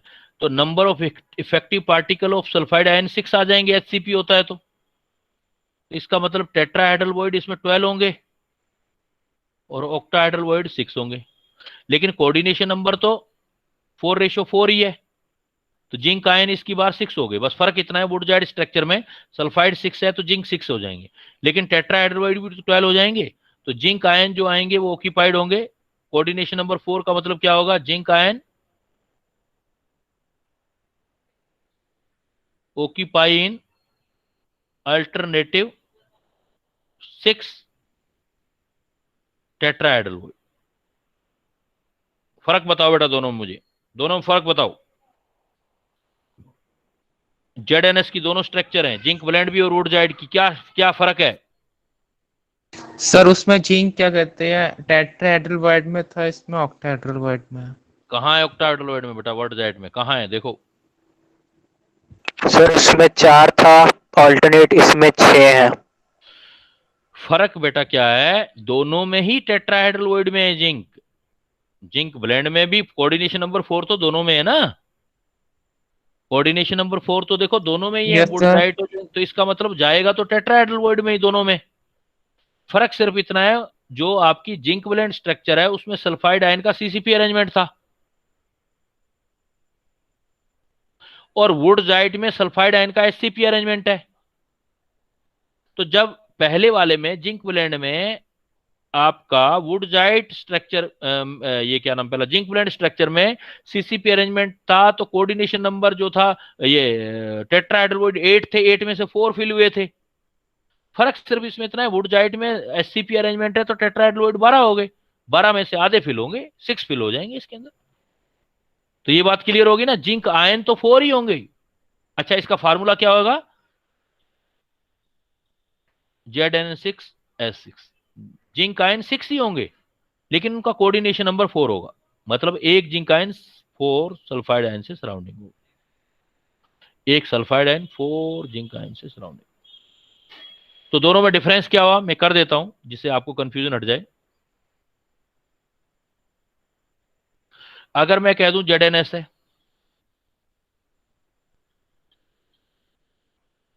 एक उसकी जिंक ब्लेंड स्ट्रक्चर है, एक उसकी वुडजाइट स्ट्रक्चर है। फर्क क्या होगा, सिर्फ सल्फाइड आयन का, इसमें सल्फाइड आयन का सीसीपी अरेंजमेंट है, इसमें सल्फाइड आयन का एचसीपी अरेंजमेंट है। इससे आपका क्या होगा कि टेट्राहेड्रल का नंबर बदल जाएगा। इसमें टेट्राहेड्रल जो होंगे 8 होंगे, इसमें ऑक्टाहेड्रल जो होंगे वो टेट्राहेड्रल जो होंगे वो 12 होंगे। इसमें 8 में से जेड जो होगा, जेड आयन कितने हैं, 4 हैं, इसमें जेड आयन 6 होंगे। इसमें 8 में से 4 होंगे, Z ion tetrahedral half field, इसमें भी हाफ फील्ड। अब देखो अब डिफरेंस क्या आया, अब बताओ मुझे, ZnS की जिंक ब्लेंड स्ट्रक्चर और वुडजाइट स्ट्रक्चर में डिफरेंस क्या है, बताओ बेटा अब क्या सर डिफरेंस आया। पैकिंग का पैकिंग, ओनली। यस बेटा, पैकिंग का फ्रैक्शन है, बड़े आयन की पैकिंग का फ्रैक्शन है। जिंक ब्लेंड में पैकिंग सीसीपी है और वुडजाइड में एचसीपी है, इसलिए नंबर ऑफ टेट्राहेड्रल में फर्क पड़ जाएगा। इसके नंबर ऑफ टेट्राहेड्रल 8 आएंगे, इसके 12 आएंगे, आधे टेट्राहेड्रल इसमें भरे जाएंगे, इसमें भी टेट्राहेड्रल ही भरे जाएंगे, क्योंकि कोऑर्डिनेशन नंबर सेम रहेगा हमेशा। सर इससे क्लियर, केमिकल प्रॉपर्टी पर भी कोई वो पड़ेगा नहीं नहीं फर्क? कोई फर्क नहीं पड़ता, सिर्फ फिजिकल प्रॉपर्टी में फर्क पड़ेगा। केमिकल तो जेड एन उसमें है, एस उसमें है, दोनों में ही सेम है, दोनों का फार्मूला अलग होगा। जिंक ब्लेंड का फार्मूले में Zn4 आए और सल्फाइड 4 आए, लेकिन वुडजाइड में Zn6 आए, सल्फाइड 6 आए, लेकिन है तो इसमें Zn, इसमें Zn, इसमें सल्फाइड, इसमें सल्फाइड, तो इसकी केमिकल प्रॉपर्टी में कोई फर्क नहीं आएगा, डेंसिटी वगैरह में फर्क आ सकता है। क्लियर। Yes sir. तीसरा एग्जाम्पल देखो बेटा, थर्ड एग्जाम्पल, थर्ड एग्जाम्पल वैसे ऑलरेडी हम कर चुके हैं, फिर भी ले लेते हैं हम। स्ट्रक्चर ऑफ सीजियम क्लोराइड, इसकी स्ट्रक्चर, तो ये वेरी सिंपल है, इसमें कुछ ज्यादा डिटेल जाने की जरूरत नहीं है, क्योंकि ये जो है वो शूडो पहले ही पढ़ चुके हैं हम, शूडो बीसीसी स्ट्रक्चर है।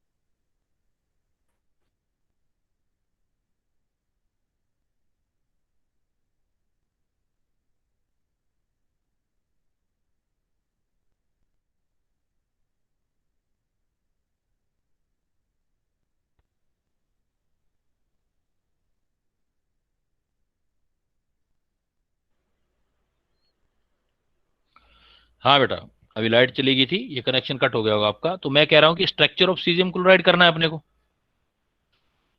स्ट्रक्चर ऑफ सीजियम क्लोराइड करना है, तो ये सूडो बीसीसी स्ट्रक्चर है। Do you listen my voice? Yes sir. Yes, sir. Hello. हाँ, हाँ, बीच में लाइट चली गई थी ना बेटा। तो स्ट्रक्चर ऑफ सीजियम क्लोराइड में देखो सूडो बीसीसी स्ट्रक्चर है। तो सूडो बीसीसी है, सारे पार्टिकल एक जैसे तो है नहीं, तो क्लोराइड आयन कॉर्नर पर होंगे और सीजियम आयन जो होंगे वो बॉडी सेंटर पे होंगे। तो कैसा स्ट्रक्चर बनाओगे आप? ये तो सबसे सिंपल एग्जांपल आ गया। तो देखो क्लोराइड आयन सपोज ये हैं, सीजियम आयन सपोज ये हैं, तो क्लोराइड आयन कॉर्नर पे चले गए।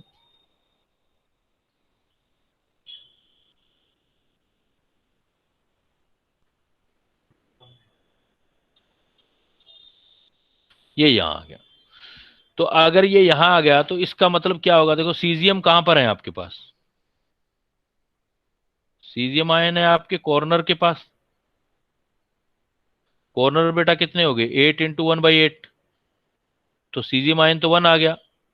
और क्लोराइड आयन कहां पर है आपके? या क्लोराइड आयन यहां ले लो, क्लोराइड आयन कॉर्नर है 8:8। सीएल कहां आ गया?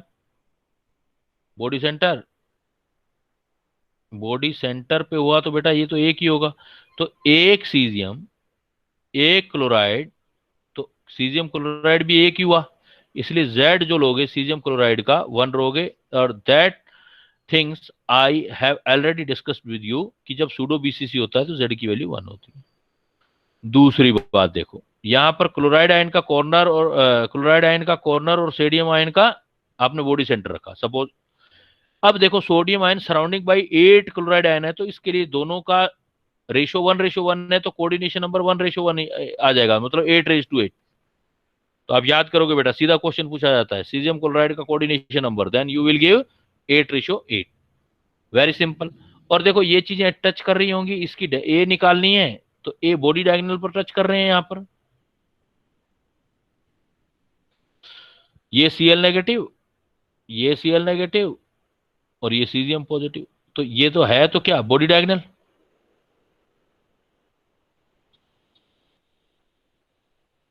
बॉडी डायगोनल कितना होता है बेटा? √2a। तो √2a इज इक्वल टू, देखो R negative, R negative, 2r positive, twice of R positive plus R negative. तो ए की वैल्यू यहां से निकालोगे। तो ए की वैल्यू निकालोगे तो डेंसिटी निकाल दोगे। Density is equal to Z का value 1, molar mass of caesium chloride, Avogadro number, और ए जैसा आ जाए उसकी क्यूब, या फिर ए यहां से निकाल दो।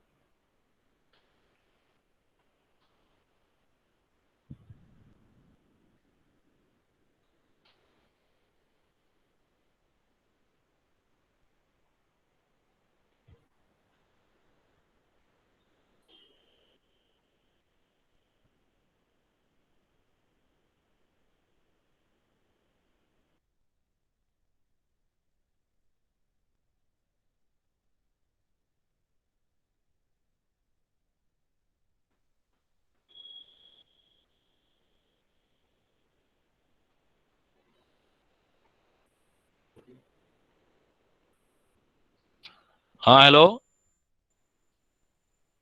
हाँ हेलो बेटा। यस यस यस सर, आवाज अब आ रही मुझे है।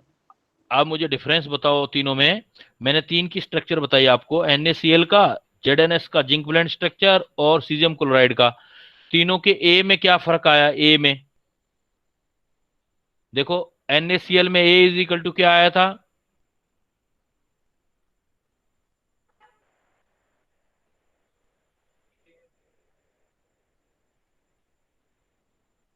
Sir A/2 equal to radius of positive ion plus radius of negative ion. Yes, I am going to on that example. A is equal to, ये देखो NaCl में a is equal to twice of R positive plus R negative in NaCl। In NaCl a is equal to twice of R positive plus R negative. Secondly, अगर ZnS आ गया zinc sulphide, इसका zinc blende structure आया, देखो ए is equal to क्या आया? √3a/, yes, बिल्कुल right. Nice. √3a/4a। Yes बेटा, बिल्कुल बिल्कुल करेक्ट, एब्सोल्युटली राइट यू। तो अगर आप हम ZnS की स्ट्रक्चर करेंगे तो ZnS में ये आया था, देखो ये देखो ZnS में √3a is equal to √3a/4 is equal to R negative plus R positive. और now in caesium chloride A कितना आया देखो, तो आयनिक रूट सॉलिड में 3 ये वाला √2a इज इक्वल टू, कहाँ गया ये √2a, ये √2a क्यों लिखा हमने, उसका मतलब ऊपर सर वाले रूट में, 3 होगा ना। हाँ ये √3, इसका मतलब ऊपर भी गलत लिखा है, फिर हमने ऊपर सही लिखा था गलत लिखा, देख लेते हैं। हाँ ये √3a आएगा, ऊपर तो √3a लिखा था, √3a पूरा बॉडी डायगोनल √3 है, twice of R positive plus R negative आएगा। तो जब आप प्रॉब्लम करोगे तो इन चीजों का ध्यान रखना है। अब आ जाओ दूसरे कंपाउंड जो आपके स्टडी करने वाले हैं उससे पहले मैं एक क्वेश्चन देता हूं आपको, थोड़ा सा टेस्ट चेंज करते हैं अभी। देखो क्वेश्चन, स्ट्रक्चर ऑफ डायमंड आप करोगे बेटा, पेन पेंसिल तैयार कर लो। Structure of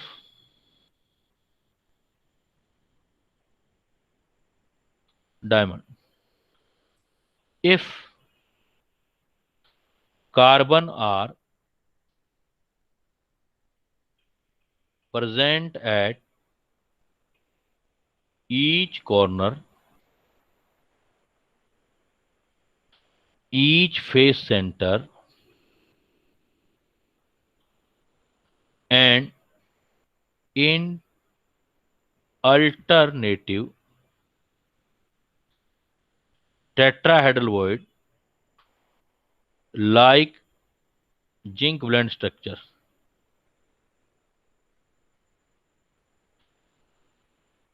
What is the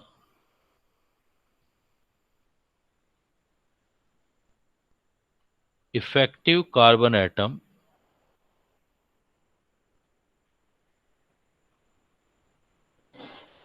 per unit cell of diamond? Sir 8। Very good बेटा, मेरा क्वेश्चन कंप्लीट होने से पहले ही आपने आंसर दे दिया। Per unit cell of a diamond and what is the packing fraction of unit cell?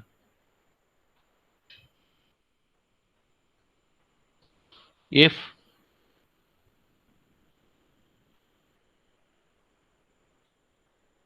edge length of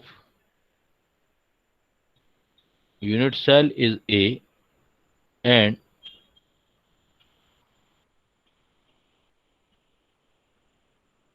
radius of carbon is R, बनाओ बेटा, ये बनाओ जरा। डायमंड का स्ट्रक्चर बिल्कुल जिंक सल्फाइड जैसा होता है, वहां बस दो अलग अलग टाइप के एटम होते हैं, जिंक और सल्फाइड, या सारे कार्बन ही होते हैं।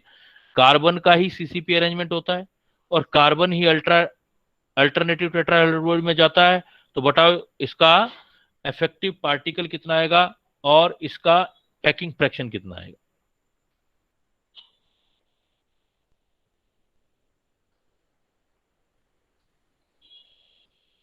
No need to waste the time. I tell you, you need to remember all these things. As example, suppose अब की बार हमारे पास कार्बन है, डायमंड किसका बना होता है? कार्बन का। सर आपने रेडियस कितनी दी है? Are are. अब कार्बन का ही वो कह रहा है कि वो कहां कहां जा रहा है, वो कह रहा है कॉर्नर पे जा रहा है बेटा और फेस सेंटर पे जा रहा है। तो सोचने की जरूरत नहीं है, इसका मतलब ये सीसीपी अरेंजमेंट पे कार्बन जा रहा है। दूसरा कह रहा है कि अल्टरनेटिव टेट्राहेड्रल वॉइड में जा रहा है। चलो कॉर्नर पे है, कॉर्नर 8 होते हैं, सारा कार्बन ही तो है। Corner 8 into 1/8, face centre 6 into 1/2, plus ये भी तो कार्बन ही है। अल्टरनेटिव टेट्राहेड्रल वॉइड 8 होंगे, सीसीपी है तो 8 में से 4 में ही जाएगा अल्टरनेटिव टेट्राहेड्रल वॉइड, तो 4 आ गया। तो ये तो आ गया 8। तो एग्जाम में आ जाए डायमंड का number of effective particle, then you will give 8 answer. अब बेटा अपने को पैकिंग फ्रैक्शन निकालना है, ये थोड़ा सा डिफिकल्ट केस हो गया।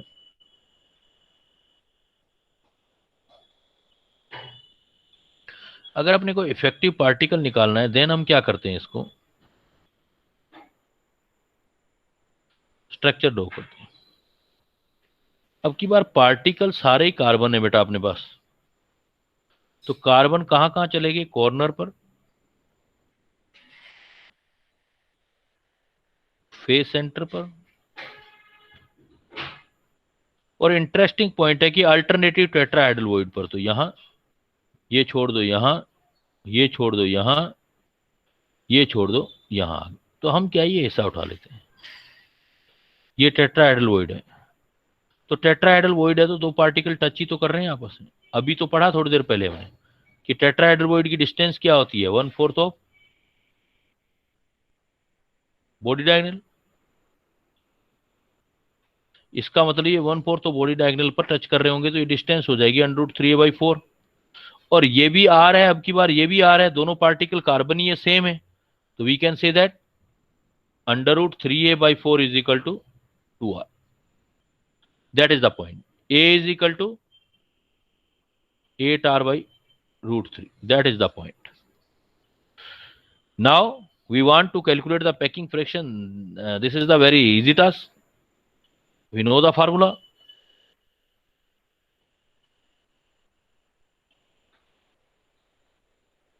क्या आएगा बेटा? Packing fraction is equal to होता है number of effective particle, volume of one particle,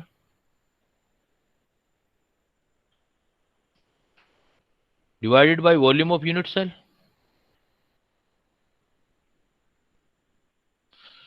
Z effective particle आ गए हमारे पास 8, volume of one particle 4/3 πr³, volume of unit cell A³ होता है, A की वैल्यू निकाल चुके हो आप, करो सोल्व बेटा, पैकिंग फ्रैक्शन निकालो इसका, बहुत इंपॉर्टेंट है डायमंड का, हाथ से निकाला होगा तो याद रहेगा। पैकिंग फ्रैक्शन कैलकुलेट करो, निकालो जरा इसको।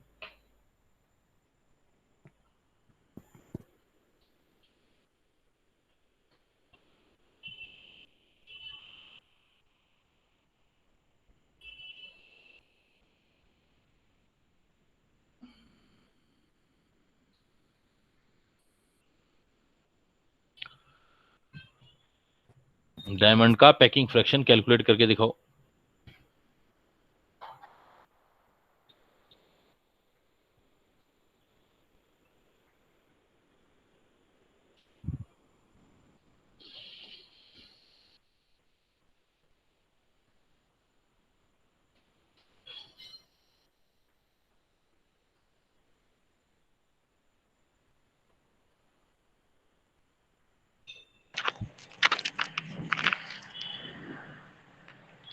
सर √3 π/16 निकालते हैं बेटा,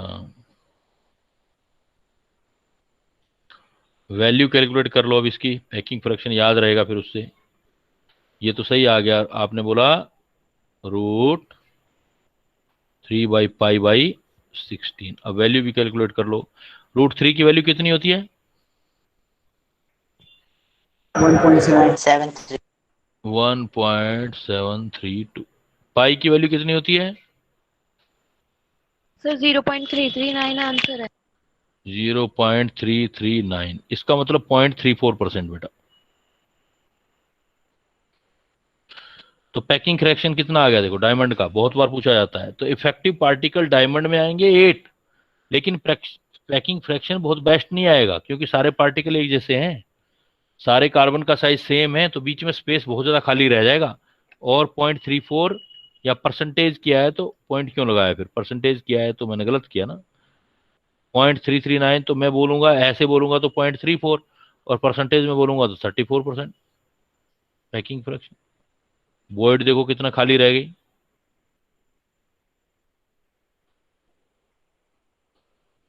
बाकी निकाल लो कितना आया, 66%। Very interesting. पैकिंग फ्रैक्शन जो है बहुत बेस्ट नहीं है डायमंड का, लेकिन भी फिर भी डायमंड हार्डेस्ट मटेरियल है, पूरा नेचुरल हार्डेस्ट मटेरियल।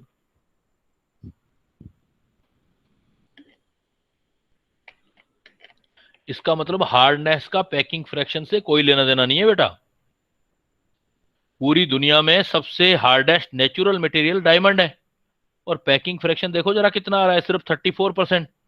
तो हार्डेस्ट क्यों है बेटा, क्या बता सकते हो, क्या आंसर दोगे? Multiple covalent bond. यस बेटा, 3D, 3 dimensional multiple covalent bond, सारे कोवलेंट बॉन्ड तोड़ेंगे तब जाके मेल्ट होगा ना वो। तो पैकिंग फ्रैक्शन का उससे लेना देना कोई नहीं है, मेल्टिंग पॉइंट से लेना देना नहीं है इसका। क्लियर बेटा? किसी को डाउट हो तो रुक जाऊं, नहीं तो आगे चलूं।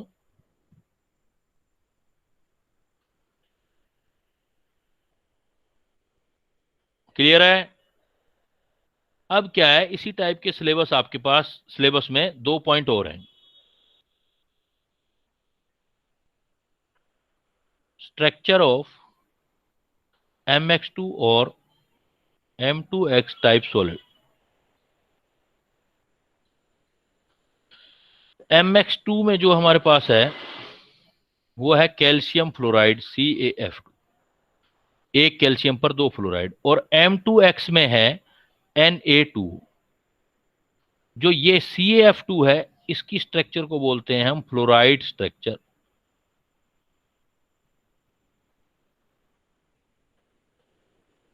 इसको बोलते हैं एंटी फ्लोराइड स्ट्रक्चर।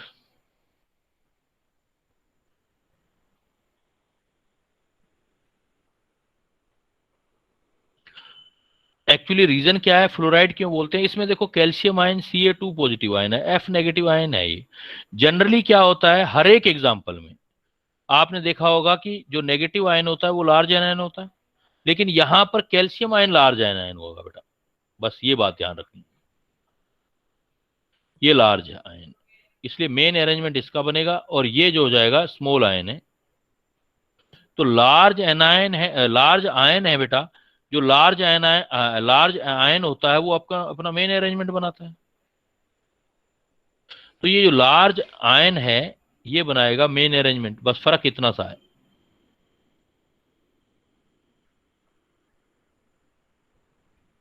और मेन अरेंजमेंट बनाता है CCP, इसका मतलब कैल्शियम आयन आ जाते हैं 4।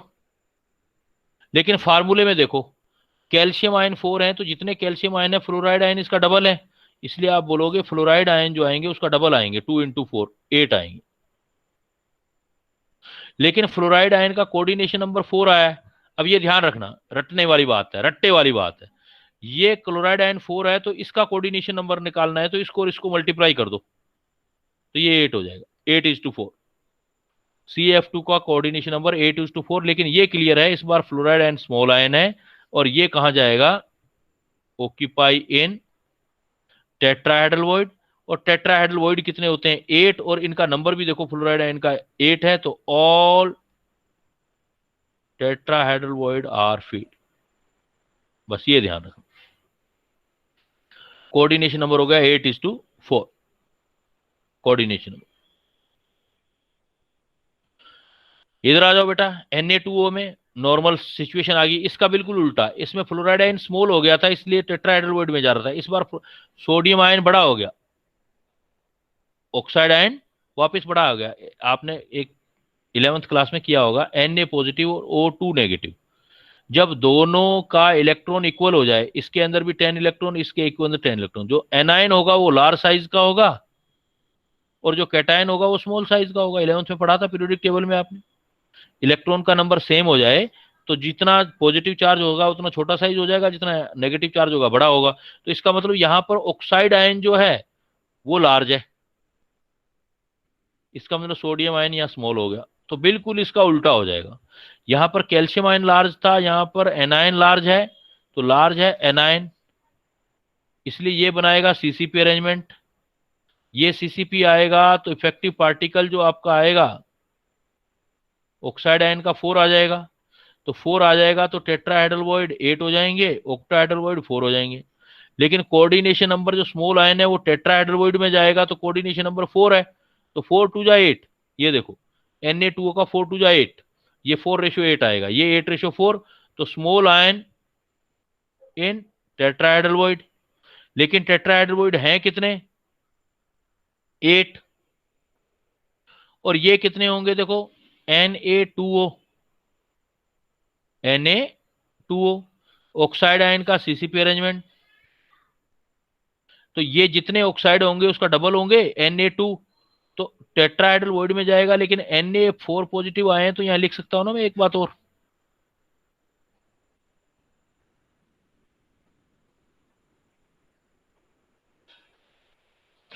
Na4 हैं, ये Na क्या ऑक्साइड आयन 4 हैं, तो ऑक्साइड का Na डबल है, तो Na कितने हो गए 8, लेकिन टेट्राहेड्रल वॉइड 8, ऑक्टाहेड्रल वॉइड 8, तो 8 के 8 फुल फील्ड हो गए, तो all tetrahedral void are filled. इसको बोलेंगे फ्लोराइड स्ट्रक्चर, इसको बोलेंगे एंटी फ्लोराइड स्ट्रक्चर, उल्टा।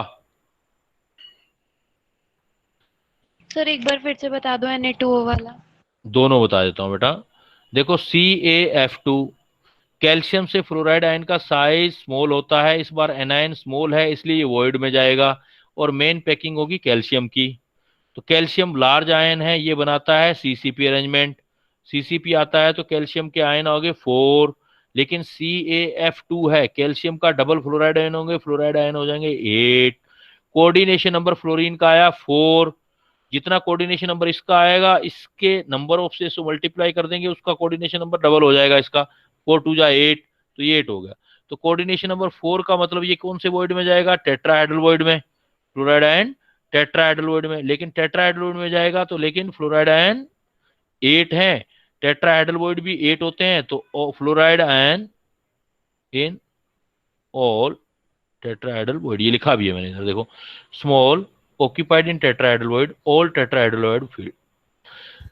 अगर M2X Na2 है तो बिल्कुल इसका उल्टा अरेंजमेंट हो जाएगा, क्योंकि यहां पर जो एनायन था स्मॉल आया था, एक ही एग्जांपल है जो आपके सिलेबस में जिसमें एनायन स्मॉल है, बाकी सब में तो कैटायन स्मॉल होता है, तो एनायन स्मॉल आया था, ये फ्लोराइड स्ट्रक्चर था। अब Na2O में Na अगर O के अंदर O जो है वो लार्ज है, नेगेटिव आयन लार्ज है, नेगेटिव आयन लार्ज है, कैटायन स्मॉल है, तो लार्ज आयन का अब की बार अरेंजमेंट बनेगा, जो इसका कैटायन का बना वो सब एनायन का बन जाएगा। तो ऑक्साइड आयन क्या बनाएगा, लार्ज एनायन, तो ऑक्साइड आयन का CCP अरेंजमेंट, तो oxide ion per unit cell 4, sodium ion O का डबल Na तो 8 हो गए, ऑक्साइड आयन 4 हो गया तो टेट्राहेड्रल वॉइड 8 बन गए, ऑक्टाहेड्रल वॉइड 4, लेकिन छोटे आयन का स्मॉल आयन का, इसमें स्मॉल Na, इसका कोऑर्डिनेशन नंबर 4 है, इसका मतलब टेट्राहेड्रल वॉइड में जाएगा, इसका कोऑर्डिनेशन नंबर 4 × 2 करोगे तो 8 हो जाएगा, तो स्मॉल आयन कहां जाएगा, टेट्राहेड्रल वॉइड में। टेट्राहेड्रल वॉइड कितने होते हैं 8, और Na भी कितने 8, तो ऑल फील्ड हो जाएंगे इसके अंदर, तो इसको बोलेंगे फ्लोराइड स्ट्रक्चर, इसका कोऑर्डिनेशन नंबर 8:4, इसका 4:8। क्लियर? कोई डाउट हो तो फिर पूछ लो, लेकिन रटना नहीं है बेटा, समझना है जैसे मैं समझा रहा हूं आपको, कैलकुलेशन से चलना है। ये नहीं समझ आया कि टेट्राहेड्रल वॉइड ऑल फील्ड कैसे होंगे। देखो बेटा, टेट्राहेड्रल वॉइड कैसे बोलेंगे, इसमें आप मुझे, अब मैं आपसे पूछता रहता हूं, आप मुझे आंसर दो। Na2O में मेन अरेंजमेंट किसका होगा बेटा? सर O का। क्योंकि O बड़ा है, यस है ना, वो का एनायन होगा तो एनायन का CCP अरेंजमेंट होगा, ऑक्साइड का है तो O कितने होंगे पर यूनिट सेल, 4 टेट्राहेड्रल वॉइड कितने हो जाएंगे, 8 ऑक्टाहेड्रल वॉइड कितने हो जाएंगे, 4। क्लियर? अब Yes. ऑक्साइड आ गया, तो ऑक्साइड है तो सोडियम आयन कितने आएंगे, फार्मूले से चेक करो, 8 फार्मूला है 8, तो सोडियम आयन कितने हैं 8, और टेट्राहेड्रल वॉइड भी कितने हैं, ठीक है आ गया समझ आ गई ना बात, तो यहां से क्लियर हो जाएगा। क्लियर बेटा? किसी का और कोई डाउट हो तो ये बेटा आज मैंने आपको जो सिखाई है वो इंपॉर्टेंट चीज क्या सिखाई है, स्ट्रक्चर ऑफ आयनिक सॉलिड। और आयनिक सॉलिड में हमने स्ट्रक्चर जो हमारे सिलेबस में है वो NaCl का, सीजियम क्लोराइड का और ZnS का, उसके बाद फ्लोराइड स्ट्रक्चर और एंटी फ्लोराइड स्ट्रक्चर है, ये सिलेबस में है। लेकिन है बहुत इजी, इतना टाइम लगाया है, जब समझ आ जाएगा तो इतना टाइम लगेगा ही नहीं। आपको बस ये याद रखना है कि CCP अरेंजमेंट किसका बना है और स्मॉल आयन कौन से वाले टाइप के वॉइड के अंदर गया है, बस इससे सारा सोल्व हो जाएगा। और मैं हिंट भी दे दूं तो जितने भी किए हैं NaCl को छोड़ के बाकी सब में कैटायन टेट्राहेड्रल वॉइड में गया है, NaCl को छोड़ के बस NaCl में ऑक्टाहेड्रल में गया था, बाकी जितने आपके सिलेबस में वो सब टेट्राहेड्रल वॉइड में जाएंगे। बस फर्क इतना है, काउंटिंग करके देख लेना कि हाफ टेट्राहेड्रल वॉइड फील होंगे या टोटल फील्ड होंगे। क्लियर?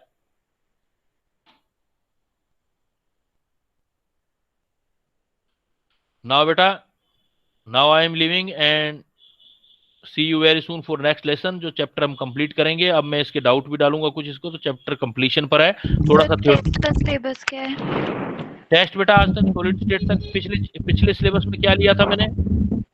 सर तीनों चैप्टर, सॉरी दोनों चैप्टर लास्ट। दोनों चैप्टर लास्ट किए थे क्योंकि हमने सॉल्यूशन और पढ़ लिया था, यस।